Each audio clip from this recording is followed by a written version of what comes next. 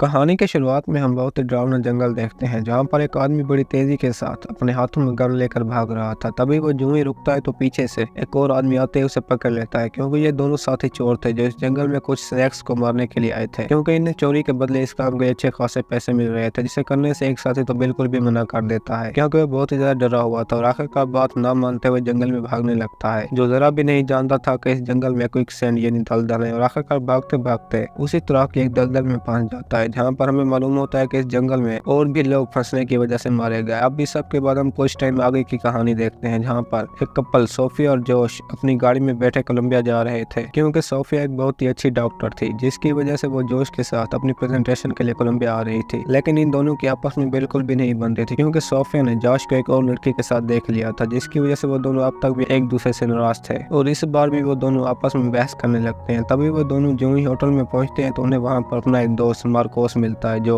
Sophia की presentation पहले से सेट कर चुका था, क्योंकि वो जानता था कि ये दोनों बहुत ज्यादा टायर्ड होंगे, जिसकी वजह से उनकी प्रेजेंटेशन अब से 2 दिन बाद हो गई। और ये सुनते ही सोफिया बहुत ज्यादा खुश हो जाते हैं क्योंकि वो भी इस सब के लिए एक्स्ट्रा टाइम चाहती थी। तभी वो होटल में जो ही रूम बुक करते हैं तो वहाँ पर 2 की बजाय 1 रूम था, जिसकी वजह से सोफिया परेशान हो जाता है क्योंकि वो बिल्कुल भी जोश के साथ नहीं रहना चाहती थी। लेकिन फिर भी न चाहते हुए दोनों अपना सामान लेकर रूम में पहुंच जाते हैं, जिससे जोश तो बहुत ज्यादा खुश था। लेकिन सोफिया उसे खामोश रहने का कहती है क्योंकि वो अब पहले की तरह हर चीज नॉर्मल करना चाहता था। लेकिन सोफिया इस सब के लिए बिल्कुल भी तैयार नहीं थी। अब रात को जब ये सब भी खाना खा रहे थे तो मार्कोस इनके लिए कोलंबिया का फेमस खाना भी मंगवाता है, जिसे देखते ही सोफिया मना कर देती है क्योंकि वो एक वेजिटेरियन थी। लेकिन फिर भी ये दोनों एक दूसरे के साथ ऐसी बातें करने लगते हैं जिनका असर मार्कोस पर भी पड़ता है, जो ये सब देखते ही जान जाता है कि इन दोनों के आपस में बिल्कुल भी नहीं बनती। हालांकि वो दोनों एक गुड कपल है और सोफिया भी इस सब के बाद वहाँ से चली जाती है। लेकिन मार्कोस इन्हें अपने साथ हाइकिंग पर चलने के लिए कह चुका था जहाँ ये सुबह ही जाने वाले थे, जिसकी वजह से सोफिया अपना काम खत्म करते ही तैयार हो जाती है। लेकिन जोश उसे मना कर देता है क्योंकि मार्कोस एक बहुत ही जरूरी काम में फंस गया था, जिसका सोफिया पर जरा भी असर नहीं पड़ता और वो जोश के साथ मैप लेकर काउंटर पर मौजूद एक आदमी से वहां तक जाने का रास्ता पूछने लगती है, क्योंकि सोफिया इस सब के लिए बहुत ज्यादा एक्साइटेड थी। तभी वो आदमी पहले तो इन्हें वहां पर जाने से मना करता है क्योंकि वो जगह बहुत ही ज्यादा खतरनाक थी, लेकिन सोफिया के कहने पर उन्हें लॉन्ग पाथ से जाने का कहता है क्योंकि उस जगह पर जाने का दूसरा रास्ता भी था और शॉर्टकट तो बिल्कुल ही खतरनाक था। लेकिन वो ये भी जानता था कि आज तक जो भी वहां पर गया कभी जिंदा वापस नहीं आया। अब इस सब के बाद ये दोनों भी लंबे रास्ते पर निकल पड़ते हैं जो कि बहुत ही ज्यादा खूबसूरत जंगल के बीचों बीच से गुजरता था और आखिरकार वहां पहुंचते ही अपनी गाड़ी से उतरकर जंगल में बढ़ने लगते हैं, क्योंकि वो दोनों मार्कोस के बताया हुए एक झरने की तरफ बढ़ रहे थे जो कि बहुत ही ज्यादा दूर था, जिसकी वजह से सोफिया कुछ टाइम आराम करने के लिए वहीं पर रुक जाती है और जोश जो ही वहां पहुंचता है तो सोफिया को वापस चलने का कहता है क्योंकि वो जान गया था कि अब थोड़ी देर में यहाँ बारिश होने वाली है, जिसे सुनकर सोफिया भी उसकी बात मान जाते हैं क्योंकि झरने तक जाने का रास्ता बहुत ही ज्यादा दूर था। तभी वो दोनों जो ही अपनी गाड़ी की तरफ वापस आते हैं तो उन्हें वहां पर एक आदमी दिखाई देता है जो गाड़ी का लॉक खोलकर कोई सामान चुरा रहा था और जोश भी ये सब देखकर उसके सामने आ जाता है क्योंकि गाड़ी में उसकी बहुत ज्यादा कीमती फाइल्स थी, जिसे देखते ही वो आदमी गन लेकर जोश से अपना वेलवेट मांगने लगता है और जो ही सोफिया के बारे में पूछने लगता है तो जोश उसकी जान बचाने के लिए कहता है कि वो यहाँ से चलेगा। इससे वो आदमी और भी ज्यादा गुस्से में आ जाता है और इस सब के बाद सोफिया भी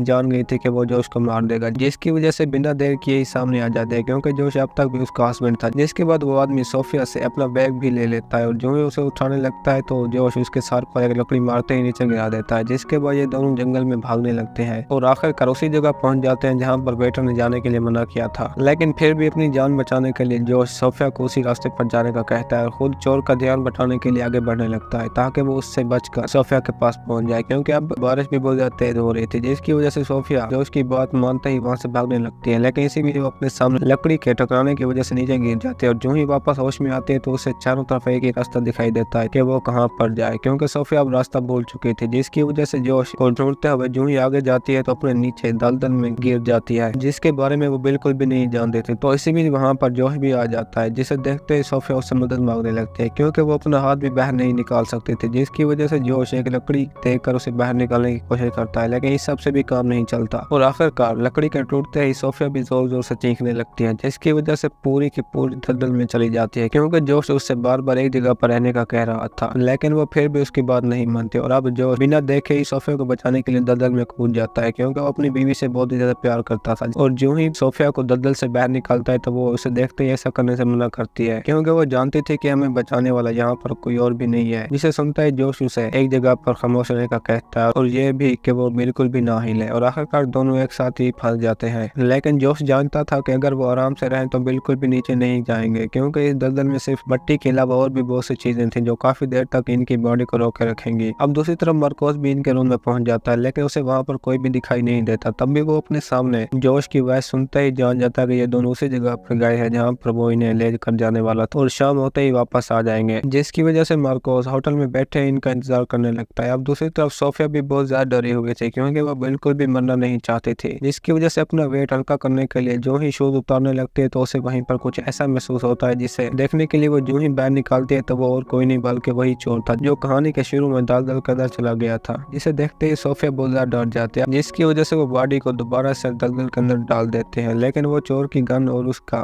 बैग ले लेते हैं जिसके अंदर उन्हें कुछ बॉक्सेस, लेटर, चाकू और एक बाइबल की बुक भी मिलती है। लेकिन सोफिया बिल्कुल भी अपनी हिम्मत हार चुकी थी, जिसे देखते ही जोश को एक आइडिया आता है कि वो इस बैग को काट कर एक रस्सी बनाते ही यहाँ से निकल सकते हैं, क्योंकि जोश के पीछे ही एक बहुत बड़ा पत्थर था। जिसके बाद ये दोनों अपने काम पर लग जाते हैं क्योंकि वो नहीं जानते थे कि इनके पीछे बहुत सारी चींटियां हैं जो किसी भी इंसान को अपने काटने से रुला सकती हैं। अब दूसरी तरफ जब मार्कोस होटल में बैठा था तो अपने सामने उसी चोर को देखता है जिसने सोफिया से बैग ले लिया था और आखिरकार गुस्से में आते ही सब के बारे में पूछने लगता है, जिसकी वजह से इन दोनों की आपस में बहुत ज्यादा लड़ाई भी होती है। तभी वहाँ पर पुलिस के आते ही वो इन दोनों को अपने साथ जेल में ले जाती है, जिसके बाद मार्कोस चोर को अपनी आवाज देते ही जोश के बारे में पूछने लगता है क्योंकि वो जानता था कि वो बहुत ही बड़े खतरे में है और चोर के बताते ही और भी ज्यादा डर जाता है क्योंकि वो दोनों अब उसी रास्ते पर गए थे जहाँ पर जाना मना था, जिसे सुनते ही मार्कोस पुलिस वालों से भी मदद मांगने लगता है। अब दूसरी तरफ सोफिया और जोश भी बैग की मदद से रस्सी बना लेते हैं, जिसे सोफिया फेंकते ही जान जाते हैं कि वो अब छोटी है क्योंकि उन्हें अब भी 8 फीट की ज्यादा जरूरत है, जिसकी वजह से जोश उसे अपनी जैकेट देकर रस्सी बनाने का कहता है। लेकिन सोफिया उसे मना कर देती है क्योंकि वो जानती थी कि अगर जोश ऐसा करेगा तो सर्दी की वजह से उसकी जान चली जाएगी, क्योंकि वो खुद भी एक डॉक्टर होने के साथ साथ बहुत अच्छी वाइफ भी थी, जिसकी वजह से जोश उसे यकीन दिलाने लगता है कि मार्कोस हम तक जरूर पहुंचेगा। तभी वो अपने ऊपर हेलीकॉप्टर देखते ही मदद मांगने लगते हैं, लेकिन वो बिल्कुल भी इन्हें नहीं देख रहे थे, जिसकी वजह से सोफिया लेटर उठाते ही बाइबल जलाने लगती है, लेकिन वो भी गीली होने की वजह से नहीं जल रही थी, जिसे देखते ही वो रस्सी को जलाने लगती है। लेकिन जोश उसे ऐसे करने से मना कर देता है क्योंकि वो जानता था कि ये रस्सी ही उन्हें दलदल से बाहर निकाल सकती है, जिसकी वजह से ये दोनों खामोश होकर अपने पास्ट को याद करने लगते हैं। लेकिन इसी बीच वही चींटियां आते ही सोफिया के ऊपर डंक मारने लगते हैं, जिससे वो बहुत ज्यादा चीख रही थी। अब जोश खुद भी ये सब देखकर अपनी पॉकेट से बियर की बोतल निकालते ही सोफिया को दे देता है ताकि वो चोटों के ऊपर डालकर उन्हें भगा सके, और होता भी बिल्कुल ऐसा ही है। लेकिन सोफिया अब भी इस सबसे बहुत ज्यादा गुस्से में थे क्योंकि वो नहीं चाहती थी कि जोश ड्रिंक करे। तभी सोफिया जोश के पीछे स्नेक देखते ही उसे गन देने का कहती है और वो जो ही करीब आता है तो सोफिया उससे देखते ही बहुत डर जाती है, जो इनके करीब बड़े अपने अंडे को लेने के लिए आया था। और जो ही सोफिया उसे गन से शूट करने लगती है तो वो इसी भी जोश को भी काट लेता है, जिसका असर बड़ी तेजी के साथ जोश की बॉडी पर पड़ने लगता है क्योंकि उसकी बॉडी पर जहर का असर हो रहा था, जिसकी वजह से सोफिया जोश की गर्दन और खून जमता देखते ही लेटर से चाकू गर्म करके उसे काट देती है क्योंकि वो जानती थी कि ये बहुत ही खतरनाक है। और आखिरकार जमा हुआ ब्लड निकालते ही वापस चाकू गर्म करके जख्म पर लगा देती है, जिसके बाद दोनों एक साथ ही बेहोश हो जाते हैं। अब इस सब के बाद जोश जो ही अपने होश में आता है तो सोफिया उसे यहाँ से बाहर निकलने का एक रास्ता बताती है क्योंकि उन्हें यहाँ से निकलने के लिए 8 फीट की रस्सी की जरूरत है, जिससे सोफिया स्नेक को बनाकर बाहर निकलना चाहती थी क्योंकि स्नेक की लंबाई भी 8 फीट थी, जिसे सुनते ही जोश पहले तो उसकी बात नहीं मानता लेकिन आखिरकार अपनी जान बचाने के लिए मान जाता है। और सोफिया भी बैग से मिली हुई दूरबीन के साथ स्नेक को ढूंढने लगती है क्योंकि वो ऐसा ही करना चाहती थी। आखिरकार स्नेक को देखते ही अपने पास पड़ी हुई चीजें उस पर डालने लगती है, जिसके बाद वो बड़ी तेजी के साथ इनकी तरफ बढ़ने लगता है। लेकिन इस बार वो सोफिया के पीछे आ रहा था, जिसकी वजह से वो अपना चाकू साफ करते ही उसे पीछे से देखने लगती है और जो ही निशाने लगाती है तो वो चूक जाता है, जिसके बाद स्नेक आगे बढ़ते ही सोफिया को भी काट लेता है, जो इस सब से बहुत ज्यादा डरी हुई थी क्योंकि स्नेक अब सोफिया की पूरी बॉडी पर कब्जा कर चुका था, जिसके बारे में जोश भी नहीं जानता था क्योंकि वो खुद भी जहर के असर की वजह से बेहोश था। और आखिरकार वो स्नेक जो ही सोफिया को मारने लगता है तो इसी भी वो उसे पकड़ लेती है, जिसके बाद जोश जागते ही उसे चाकू के साथ मार देता है। अब आखिर में सोफिया भी स्नेक के मरने के बाद उसे रस्सी के साथ बांधते ही पत्थर की तरफ फेंकने लगती है, जो आखिरकार तीसरी ट्राई पर पत्थर के अंदर चला जाता है, जिसके बाद सोफिया रस्सी पकड़ते ही आहिस्ता से बाहर निकल आती है। लेकिन अब मसला जोश का था, जो किसी भी हालत में बाहर नहीं आ सकता था क्योंकि जोश अब पूरी तरह से वीक था, जिसे देखते ही सोफिया उसे बचाने के लिए जंगल में बढ़ने लगती है ताकि मदद के लिए किसी और को बुला सके। लेकिन इसी बीच वो खुद भी जोश को लेकर बहुत ज्यादा डरी हुई थी। तभी वहाँ पर मार्कोस भी अपने साथ रेस्क्यू टीम लेकर पहुंच जाता है, जो सोफिया को अपने साथ लेते ही जोश की तरफ जाने लगता है। लेकिन सोफिया अब भी जोश के बारे में सोच रही थी, जिसके बाद मार्कोस उसे जो ही अपने साथ ले आता है तो सोफिया उसे देखते बहुत ज्यादा खुश हो जाती है क्योंकि वो किसी भी हाल में जोश को छोड़ना नहीं चाहती थी। और इसी के साथ हमारे आज की ये कहानी खत्म होती है। दोस्तों, अगर आपको हमारी कहानी पसंद आई है तो वीडियो को लाइक और चैनल को सब्सक्राइब जरूर कीजिए।